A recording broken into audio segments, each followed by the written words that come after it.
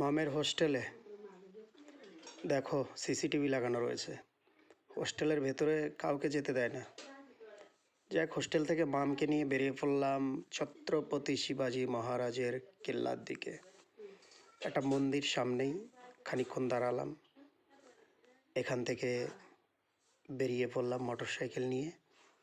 তবে কেল্লার যে পাহাড়, অর্ধেকটা মোটর সাইকেল নিয়ে চড়া যায়। তারপর মোটর সাইকেল ওখানে রাখা হয়।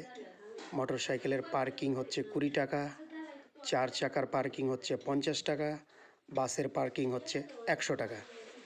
তা আমরা মোটর সাইকেলটা সাইডে রাখলাম, রেখে খানিকক্ষণ দাঁড়ালাম। মাম আবার ওই তেঁতুল গাছ দেখে জিভে জল চলে এলো।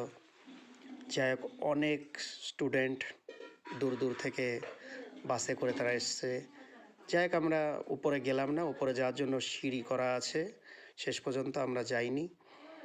যেহেতু মামকে হোস্টেল থেকে নিয়ে গিয়েছিলাম, তারপর আমরা এবার পাহাড় থেকে নামছি।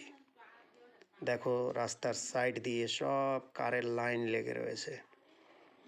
বাস চললাম আস্তে আস্তে আস্তে আস্তে আস্তে যেতে যেতে দেখো অনেক স্কুলের যে বিদ্যার্থী অনেক দূর দূর থেকে তাদের বাসে করে স্কুল থেকে নিয়ে আসে। যেমন আমাদের পশ্চিমবঙ্গে নিয়ে যায় সেই ত্রিকুট পাহাড় নাকি কোথায় কোথায় নিয়ে যায়, দেখো না, সেরকম এখানেও শীতের দিনে অনেক দূর দূর থেকে স্কুল থেকে সমস্ত বিদ্যার্থীদের নিয়ে আসে ছত্রপতি শিবাজি মহারাজের কেল্লা দেখাতে।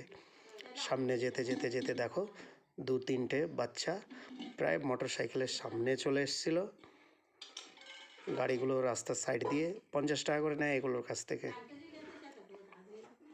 চললো গাড়ি, এই দেখো আমি গাড়িটা স্লো করে সাইডে চলে গেলাম। এদের আবার জিজ্ঞেস করে নিলাম, তোরা কোথা থেকে আসলি?